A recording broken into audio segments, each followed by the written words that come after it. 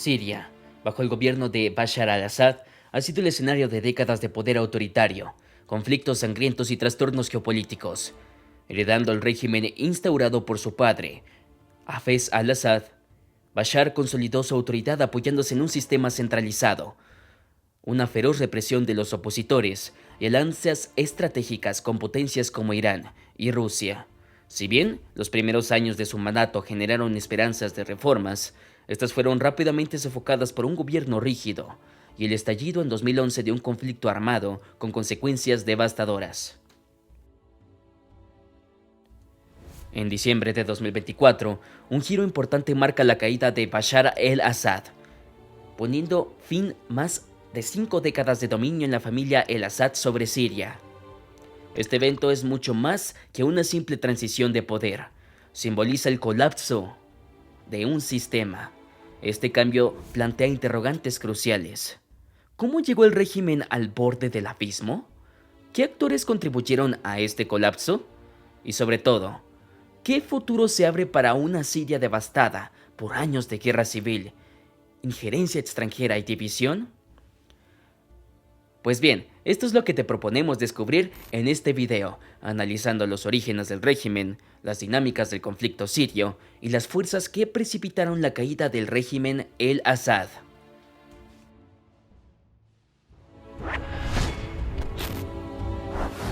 Para comprender el régimen de Bashar el-Assad, primero hay que mirar desde su padre, Hafez el-Assad. Hafez el-Assad nació en el año de 1930 en una familia alauita modesta. Ascendió progresivamente en el poder en Siria. Oficial de la Fuerza Aérea, se impone en el panorama político a través de su papel en los múltiples golpes de Estado que sacuden el país en los años 60. En 1970, tras apartar a su rival Salah Jedid en un golpe, Hafez se convierte en el amo indiscutible de Siria. Salah Jedid, que tenía un enfoque más marxista y prosoviético, estaba en el conflicto con Hafez el-Assad, quien defendía una línea nacionalista socialista. Esto marcó el inicio de un dominio de la familia el-Assad sobre Siria. Su ascenso culmina en el año de 1971, cuando se proclama presidente tras un referéndum organizado bajo un control estricto. Hafez el-Assad inaugura entonces una era de aparente estabilidad, poniendo fin a un periodo marcado por una inestabilidad crónica y una sucesión de gobiernos efímeros. Hafez el-Assad consolida su poder instaurando un régimen profundamente autoritario y recentralizado. Establece un estado policial donde los servicios de inteligencia juegan un papel clave en la vigilancia y represión de disidentes. Toda forma de oposición, ya sea política, religiosa o social, es reprimida. El régimen también se basa en una personalización extrema del poder. Esto significa que el poder político está concentrado en manos de una sola persona, a menudo en detrimento de las instituciones y los procesos democráticos. Así, Hafez se convierte en una figura omnipresente en la vida pública, con su imagen exhibida en calles, escuelas e instituciones. La lealtad al presidente se vuelve un pilar de la vida política, reforzando un culto a la personalidad. Por otra parte, Hafez se apoya en una red de lealtad dentro de la minoría alauita, a la que pertenece.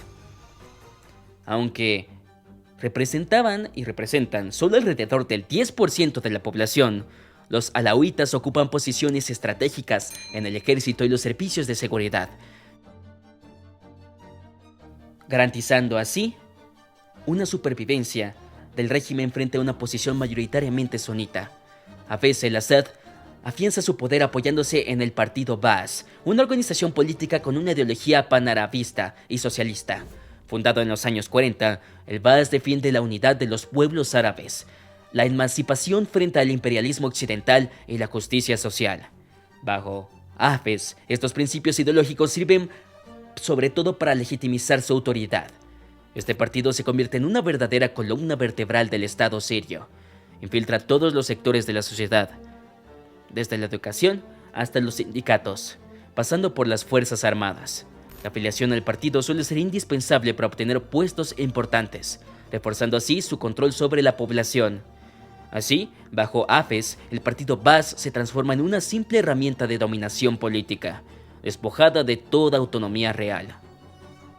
Las decisiones cruciales se concentran en manos del presidente y su círculo cercano. Esta centralización extrema contribuye a la longevidad del régimen, pero también establece una fragilidad estructural, que estallará décadas después bajo el gobierno de su hijo, Bashar el-Assad. Originalmente, Bashar el-Assad no estaba destinado a gobernar Siria. El papel de sucesor estaba reservado a su hermano mayor, Bassel el-Assad, un militar carismático y ambicioso. Formado como oficial, Bassel representaba el heredero ideal para continuar el legado autoritario de su padre. Sin embargo, en el año de 1994, un trágico accidente automovilístico acaba con su vida, trastornando los planes dinásticos de la familia. Ante esta pérdida, Hafez el-Assad se inclina por Bashar, entonces de 29 años, para transmitirle el mando. Este último, descrito como discreto e introvertido, no parecía destinado a una carrera política, y su ascenso repentino sorprendió a muchos observadores. De hecho, antes de 1994, Bashar el-Assad llevaba una vida alejada de las intrigas políticas sirias. Tras estudiar medicina en la Universidad de Damasco, se especializa en la oftalmología en Londres, donde lleva una vida relativamente sencilla. Este recorrido académico y su estancia en Europa le dan la imagen de un hombre moderno, culto y abierto al mundo. Pero después de la muerte de su hermano mayor, su destino cambia radicalmente. Bashar es llamado a Siria para ser preparado en el rol de líder.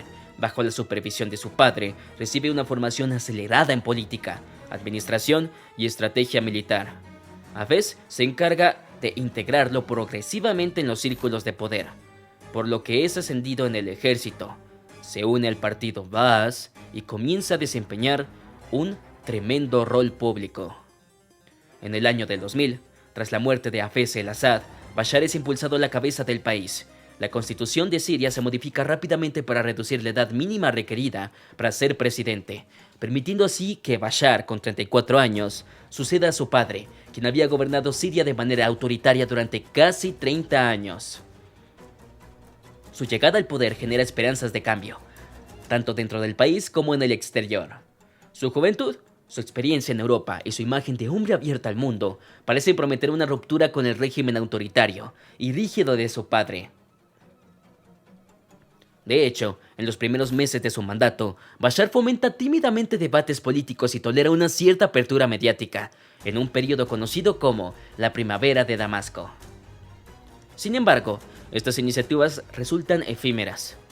Enfrentando a resistencias dentro de la defensa y el partido Baas, Bashar regresa rápidamente a un gobierno autoritario. Las críticas al régimen son sofocadas.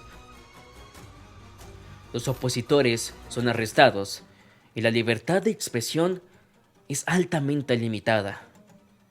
Bajo su mandato, las esperanzas de reformas económicas y políticas también se ven frustradas por una corrupción generalizada, que perpetúa las desigualdades sociales. Las promesas de modernización chocan con la realidad de un sistema estatal rígido, donde la supervivencia del poder prima sobre cualquier objetivo. Entonces ocurre la Guerra de Siria en 2011. Inspirada por los levantamientos en Túnez y Egipto, Siria es alcanzada a su vez por el impulso de la primavera árabe a principios del año 2011. Este movimiento, inicialmente impulsado por reivindicaciones pacíficas, surge en un contexto de frustración creciente hacia un régimen autoritario, una corrupción sistémica y desigualdades sociales exacerbadas. Las primeras manifestaciones estallan en marzo de 2011 en la ciudad de Deera, en el sur del país, después del arresto y la tortura de un grupo de niños acusados de haber pintado eslóganes antigubernamentales. Este incidente provoca una ola de indignación, llevando a reuniones populares que exigen la liberación de detenidos, reformas políticas y el fin del estado de emergencia en vigor desde 1963. Respecto a este último punto, el gobierno sirio lo utilizó para justificar medidas de represión contra las manifestaciones y los movimientos de protesta que formaban parte de la primavera árabe. Esta situación permitió al gobierno restringir las libertades civiles, censurar los medios de comunicación y llevar a cabo arrestos arbitrarios. El estado de emergencia también facilitó la centralización del poder en manos del presidente y su círculo cercano. En cuanto a la primavera árabe en Siria, Las protestas, inicialmente limitadas, se extienden rápidamente a otras regiones del país, en particular Homs, Hama, Latakia y también Damasco. Ante estas manifestaciones pacíficas, el régimen de Bashar el-Assad adopta una respuesta brutal.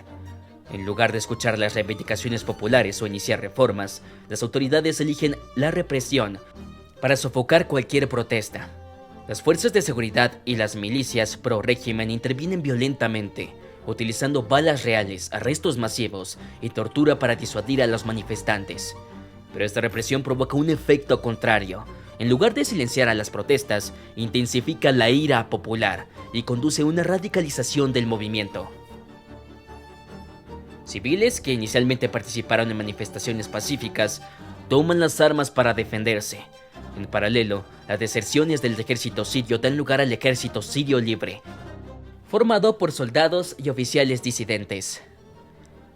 En pocos meses, las manifestaciones degeneran un conflicto armado a gran escala.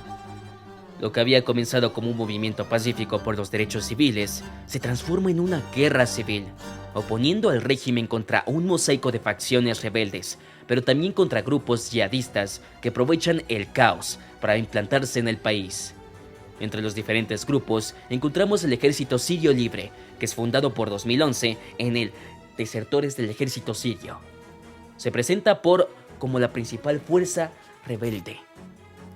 Reúnen combatientes decididos a derrocar a Bashar el-Assad para instaurar un régimen democrático. Sin embargo, su falta de coordinación interna y la insuficiencia de apoyo internacional debilitan su influencia con el tiempo. También encontramos grupos yihadistas, aprovechando el caos, un grupo islamistas radicales como el Frente al-Nusra, afiliado a Al-Qaeda, y más tarde el Estado Islámico, se imponen en el terreno. Estos grupos atraen a combatientes extranjeros y recursos considerables, lo que les permite conquistar rápidamente territorios. Daesh proclama incluso un califato en 2014, controlando amplias zonas de Siria e Irak, e imponiendo un gobierno brutal. Finalmente, encontramos a los kurdos, concentrados en el norte y noreste de Siria. Aprovechan la oportunidad ofrecida por el colapso de la autoridad central para establecer su autonomía, bajo la bandera de las Unidades de Protección Popular, alias YPG, afiliadas al Partido de la Unión Democrática. Toman el control de vastos territorios. Los kurdos declaran una administración autónoma que llaman Rojava y se imponen como actores cruciales, especialmente debido a su papel en la lucha contra Daesh. A partir de 2012, Siria se divide en diferentes zonas de control, cada una dominada por actores distintos.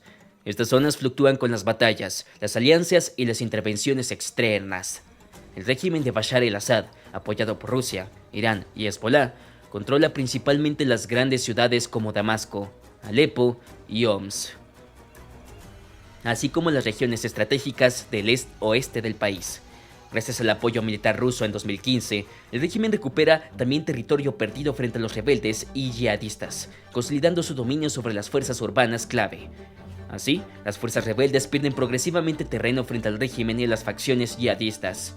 Su influencia se limita principalmente a la provincia de Idlib, en el noroeste de Siria, donde dominan grupos islamistas como el Hayat Tahrir al-Sham, alias HTS, una coalición dirigida por el antiguo Frente al-Nusra.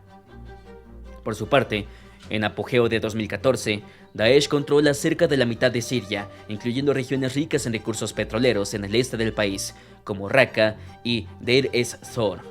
Sin embargo, las ofensivas kurdas apoyadas por la coalición internacional liderada por Estados Unidos debilitan considerablemente a Daesh a partir de 2016, hasta la pérdida de sus últimos bastiones en el año de 2019. Finalmente, los kurdos dominan la mayor parte del noroeste sirio, una región rica en recursos agrícolas y petroleros. Gracias a su alianza militar con Estados Unidos y la coalición internacional, los kurdos logran expulsar a Daesh de estos territorios. Sin embargo, su autonomía suscita la oposición de Turquía, que considera al PYD como una extensión del Partido de los Trabajadores de Kurdistán, el PKK, un grupo de Ankara que se califica de terrorista. En paralelo, la implicación de potencias extranjeras como Rusia, Estados Unidos, Turquía e Irán transforma el conflicto en una guerra por delegación. La potencia apoya a sus aliados en el terreno, consolidando aún más la fragmentación del país. Esta división geográfica y política, combinada con las tensiones étnicas y religiosas, sumergen a Siria en una crisis humanitaria sin precedentes y hacen que cualquier resolución pacífica sea extremadamente compleja. Las consecuencias de estos años de guerra seguirán afectando a Siria mucho después de la caída de Bashar el-Assad. Así, la guerra en Siria se ha provocado aún un balance humano desastroso, marcando una de las crisis humanitarias más graves del siglo XXI. Según las estimaciones del Observatorio Sirio de Derechos Humanos y otras organizaciones internacionales, más de 500.000 personas han perdido la vida. A esto se suman decenas de miles de desaparecidos, especialmente en las prisiones del régimen o en manos de grupos armados. La guerra también ha provocado una crisis migratoria de una magnitud sin precedentes, con más de 6,8 millones de sirios desplazados dentro del país, viviendo a menudo en condiciones precarias. Además, aproximadamente 5,5 millones de sirios han huido al extranjero, encontrando refugio principalmente en países vecinos como Turquía, Líbano y Jordania. Algunos también han migrado hacia Europa, alimentando debates políticos sobre la acogida de los refugiados. Más allá de su costo humano, la guerra en Siria ha devastado la economía del país, destruyendo décadas del desarrollo. De hecho, los bombardeos incesantes, los combates urbanos y los ataques dirigidos han destruido a las infraestructuras esenciales. Así, el 70% de las infraestructuras urbanas han sido dañadas o destruidas en algunas ciudades como Alepo, Homs y Raqqa. Los hospitales, las escuelas y las redes de agua potable han sido atacados, haciendo que los servicios básicos sean inaccesibles para una gran parte de la población.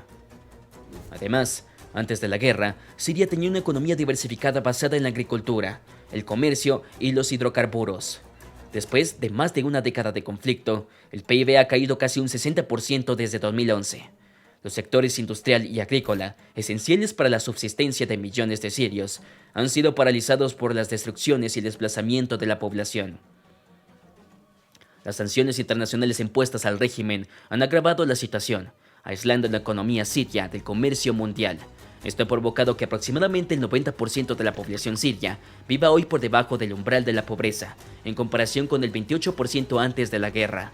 El desempleo afecta a casi más del 60% de la población activa, empujando a muchos sirios a depender de la ayuda humanitaria para sobrevivir. Todo esto ha llevado a que más de 12 millones de sirios necesiten urgentemente ayuda alimentaria. Los sistemas de salud y educación también están en ruinas, con millones de niños sin acceso a la escuela y hospitales incapaces de atender las necesidades médicas. Finalmente, ciudades que antes eran prósperas, como Alepo y Damasco, aún llevan las cicatrices de los bombardeos masivos. Otro punto importante para comprender en Siria es observar el eje de la resistencia. El eje de resistencia designa una coalición informal de países y grupos militantes que comparten una ideología común caracterizada por una marcada oposición a Israel y a las potencias occidentales, principalmente Estados Unidos. Este eje agrupa principalmente a Siria, Irán y Hezbollah libanés, pero también incluye a otros actores, como milicias chiitas en Irak y Yemen. El eje se basa en un rechazo de la influencia occidental en la región y en la lucha contra la dominación israelí, percibida como una amenaza directa para la estabilidad regional. El origen de este eje se remonta a los años 80, con la llegada al poder de la República Islámica de Irán tras la revolución de 1979. Bajo la dirección de Ayatollah Khomeini, Irán adopta una posición decididamente anti-israelí y anti-occidental, especialmente contra el imperialismo percibido de Estados Unidos y sus aliados. Irán se posiciona así como un líder en la lucha contra el sionismo y el imperialismo. Esta postura se refuerza con el apoyo de los movimientos de resistencia contra Israel, principalmente en el Líbano, donde Irán ayuda a la creación en el armamento de Hezbollah en 1982, después de la invasión israelí del Líbano. Hezbollah, un movimiento chiita basado en el Líbano, se convierte en un actor central en la lucha contra Israel y en la promoción de la ideología iraní de resistencia. A partir de ahí, Irán y Siria, dirigida por entonces por Hafez el-Assad, también forman una alianza estratégica. Siria, aunque laica en su constitución, ve en Irán un aliado potencial para contrarrestar los regímenes sunitas pro-occidentales, como el de Arabia Saudita. La alianza Irán-Siria se consolida en los años siguientes, especialmente después de la Primera Guerra del Golfo en 1991, cuando ambos países se oponen firmemente a la invasión de Kuwait por parte de Irak, respaldada por Estados Unidos. Así, Siria e Irán, ambos partidarios de una resistencia común contra la hegemonía occidental, ven su cooperación reforzada con el paso de los años. Los dos países apoyan a los grupos armados palestinos y libaneses en su lucha contra Israel, y Siria sirve como un puente estratégico para que Irán apoye a Hezbollah en el Líbano. Estas acciones convierten al eje de resistencia en un actor clave en los conflictos de Medio Oriente, especialmente en el Líbano y en los territorios palestinos. El eje de resistencia contra aún más importancia después de la invasión americana de Irak en 2003. Tras esta invasión, Irak vio emerger gobiernos chiitas cercanos a Irán, lo que modificó las dinámicas de la alianza regional. Las relaciones entre Damasco y Bagdad se han vuelto a menudo complejas. Así, Irán y Siria, cada vez más percibidos como adversarios de Estados Unidos y sus aliados en la región, refuerzan sus relaciones especialmente en Irak, donde milicias chiitas, respaldadas por Teherán, combaten contra las tropas americanas y sus aliados locales. En paralelo, Hezbollah, que se convirtió en una fuerza militar poderosa después de la retirada israelí del sur del Líbano en el año de 2000, juega un papel cada vez más importante en esta coalición. El eje se extiende entonces más allá de Siria e Irán, con ramificaciones en Irak, el Líbano y, más tarde, en Yemen. Con la aparición de los hutíes, un grupo chiita respaldado por Irán que desafía a Arabia Saudita y a sus aliados regionales.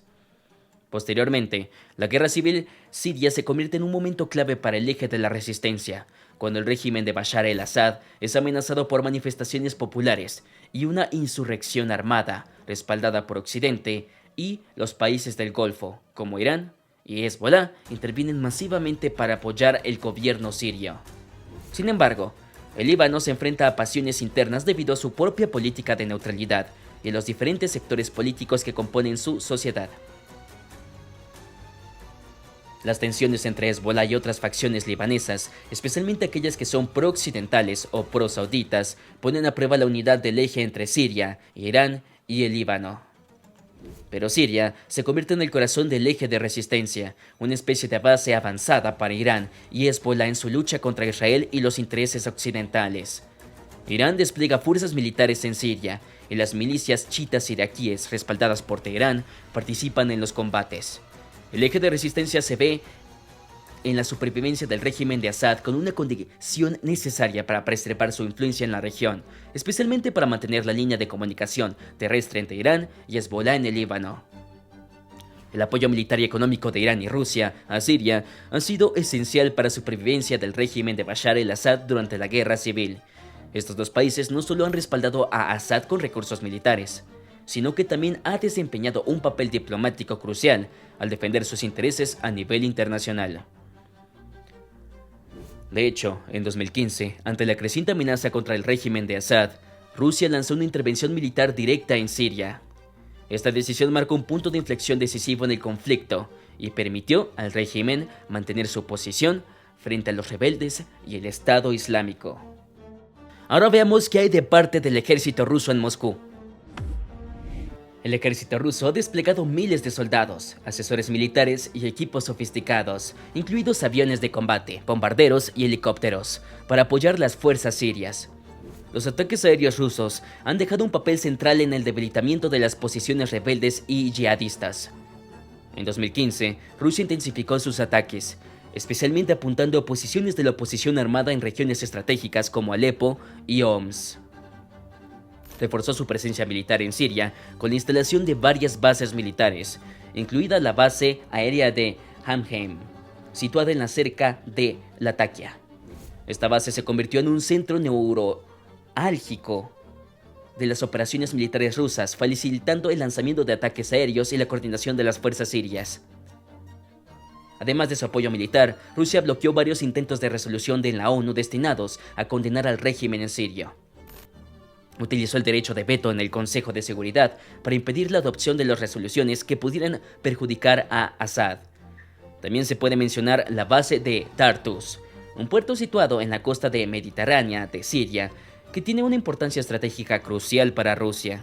Es el único puerto militar ruso en el Mediterráneo y un símbolo de poder militar y diplomático de Moscú en la región. Sirve como un punto de anclaje para la flota rusa en el Mediterráneo. Este puerto permite a Rusia mantener una presencia militar significativa en una región clave, donde puede monitorear las actividades de Estados Unidos y sus aliados europeos. Rusia también utiliza Tartus para desplegar buques de guerra, reforzando así su capacidad para llevar a cabo operaciones militares en la región. La base de Tartus permite entonces a Rusia desempeñar un papel clave en la geopolítica del Medio Oriente.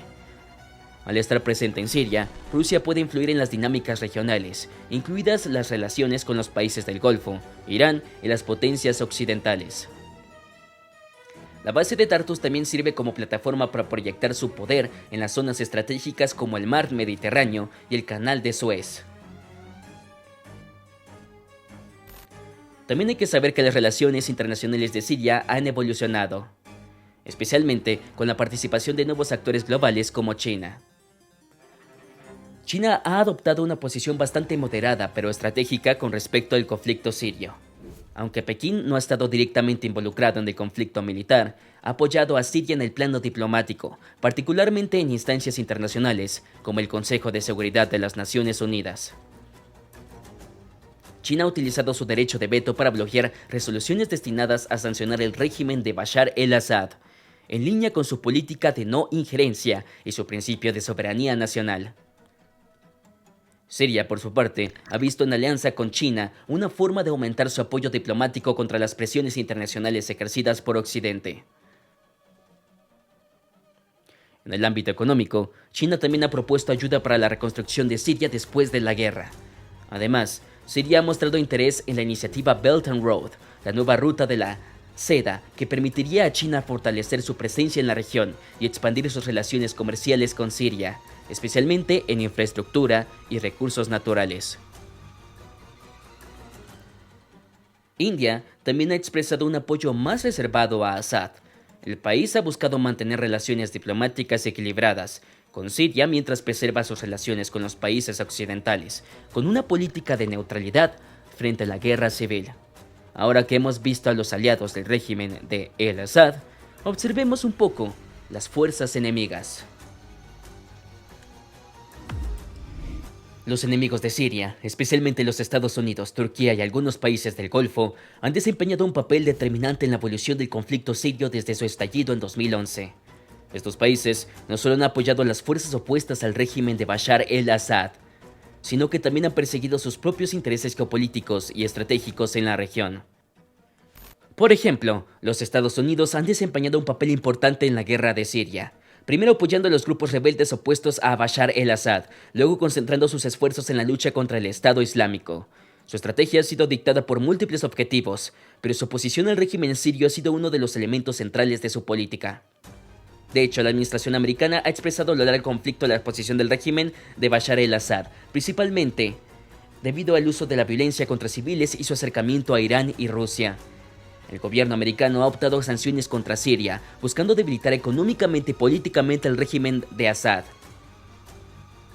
Washington también ha llevado a cabo varios ataques aéreos contra objetivos sirios, particularmente debido a después del presunto ataque químico en Douma en 2018, que mató a decenas de civiles. Los Estados Unidos han establecido bases militares en Siria, especialmente en el noreste del país, principalmente para apoyar a las fuerzas kurdas en su lucha contra Daesh. Esta presencia militar ha sido vista como una provocación por el régimen sirio y sus aliados, Rusia e Irán, y ha contribuido en la escalada de las tensiones en la región.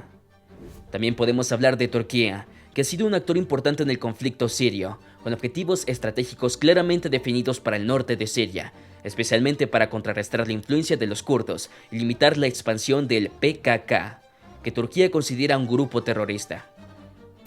Las ambiciones turcas han llevado a las intervenciones militares directas en Siria, particularmente en el norte.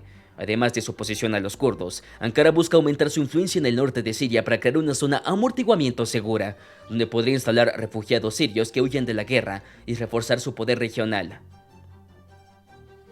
Esta zona de influencia permitiría a Turquía limitar la expansión de los kurdos y asegurar una presencia estratégica en esta crucial región fronteriza.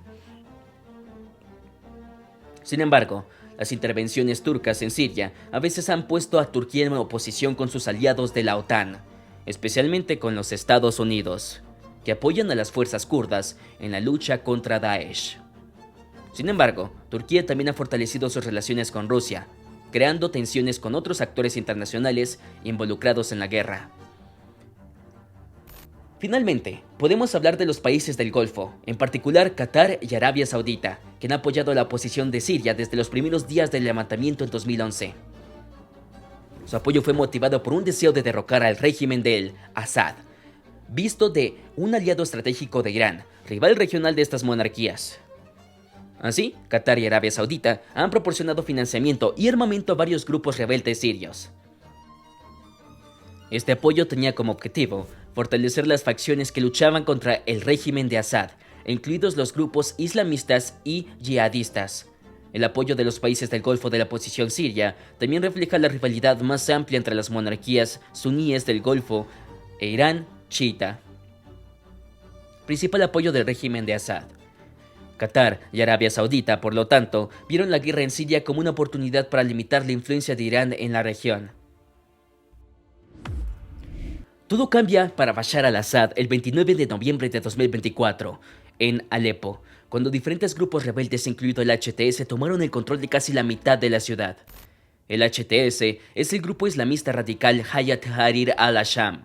Eso también reavivó las tensiones internacionales, con el Kremlin instando a Damasco a recuperar rápidamente el control, mientras que Irán reiteró su apoyo a Bashar al-Assad. Sin embargo, el 8 de diciembre de 2024 marca el fin de la era de al-Assad. Posteriormente, se supo que el presidente sirio huyó de Damasco y se refugió en Moscú, donde fue recibido con garantías de protección política. En Siria, el pueblo salió de las calles para celebrar la caída del régimen. A nivel internacional, el presidente americano Joe Biden acogió esta noticia como una oportunidad histórica para que el pueblo sirio construya un futuro mejor, pero también advirtió que este periodo estaba marcado por riesgos e incertidumbres. Al mismo tiempo, Washington llevó a cabo ataques contra más de 75 objetivos del Estado Islámico en Siria para evitar que los grupos terroristas se beneficiaran de la situación inestable.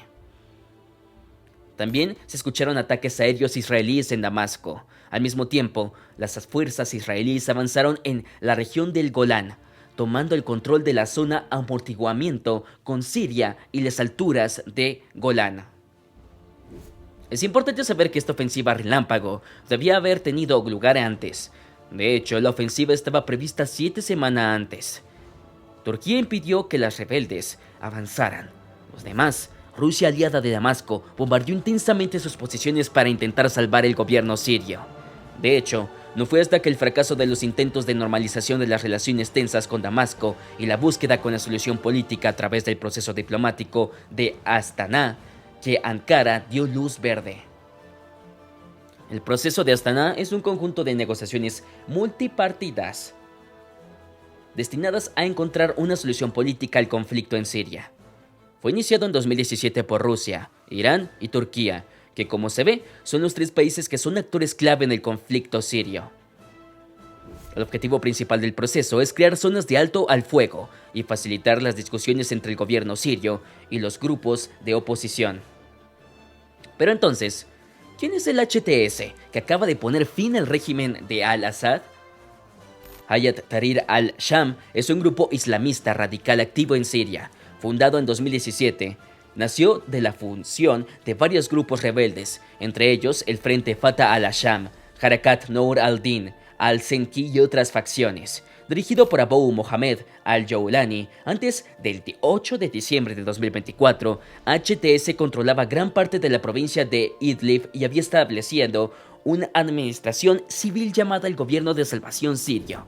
Es conocido por su ideología islamista sonista y salafista, y su objetivo principal era derrocar el régimen de Bashar al-Assad para instaurar un Estado islámico en Siria basado en la Sharia. Posteriormente, el grupo buscó distanciarse de su afiliación pasada con Al-Qaeda para mejorar su imagen y obtener un apoyo más amplio. Sin embargo, sigue estando clasificado como una organización terrorista por varios países, incluidos los Estados Unidos y el Reino Unido. La historia siria ilustra así las consecuencias de un juego de alianzas a menudo basado en intereses geopolíticos internacionales, en un detrimento de la estabilidad local.